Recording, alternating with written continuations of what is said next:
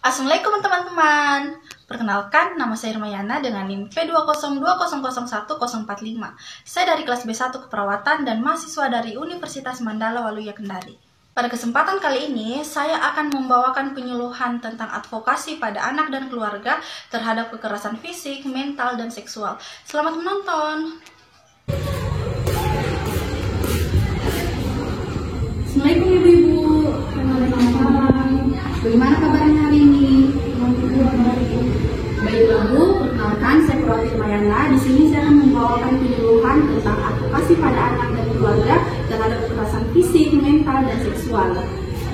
Tapi sebelum masuk ke materi, di sini saya akan membawakan 7 pokok pembahasan. Yang pertama ada pengertian anak menurut Undang-Undang Dasar. Yang kedua ada pengertian kekerasan terhadap anak.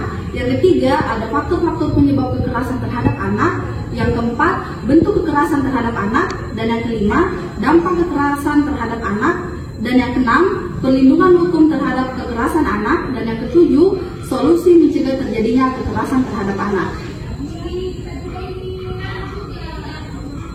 Baiklah ibu-ibu, anak adalah seseorang yang belum berusia 18 tahun, termasuk anak yang masih dalam kandungan.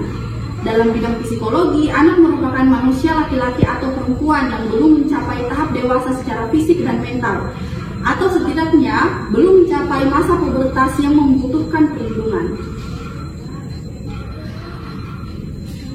Kekerasan anak adalah perlakuan orang dewasa atau anak yang lebih tua dengan menggunakan kekerasan atau otoritasnya terhadap anak yang tak berdaya, yang seharusnya menjadi tanggung jawab dari orang tua atau pengasuh, yang berakibat penderitaan, kesengsaraan, cacat, atau kematian. Kekerasan pada anak juga lebih bersifat sebagai bentuk penganiayaan fisik dengan terdapatnya tanda atau luka pada tubuh sang anak.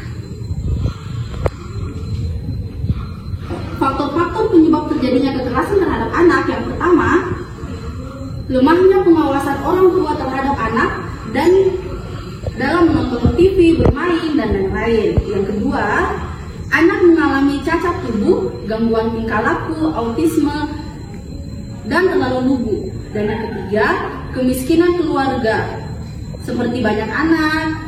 Dan yang keempat, keluarga pecah seperti broken home.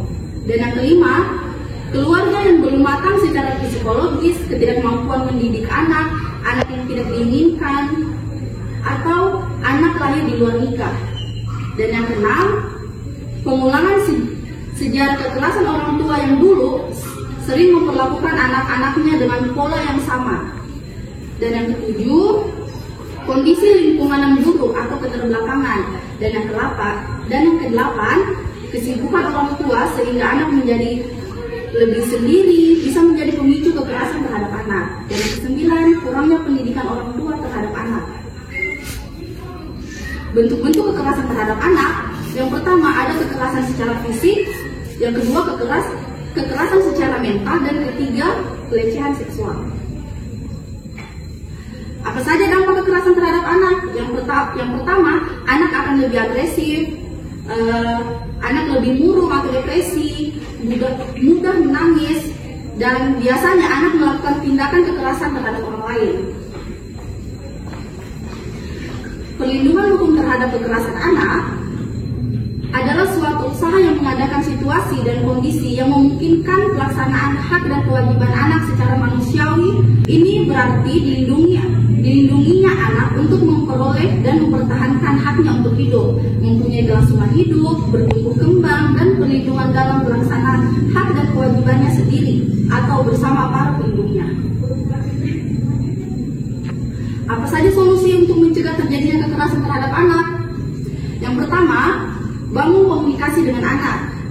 Yang kedua, dengarkan cerita anak dengan penuh perhatian. Yang ketiga, hargai pendapat anak. Yang keempat, orang tua harus belajar untuk melihat dari sudut pandang anak dan jangan cepat mengkritik atau mencela cerita anak.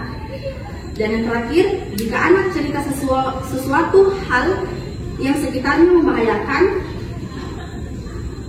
tanya bagaimana mereka menghindari bahaya tersebut.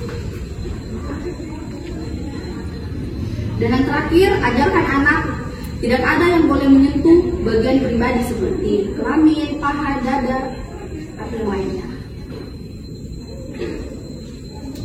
Tanamkan sejak dini pendidikan agama pada anak. Agama mengajarkan moral pada anak agar berbuat baik. Hal ini dimaksudkan agar anak tersebut tidak menjadi pelaku kekerasan itu sendiri. Sebaiknya orang tua juga bersikap sabar terhadap anaknya. Ingatlah bahwa seorang anak adalah seorang anak yang masih perlu banyak belajar tentang kehidupan.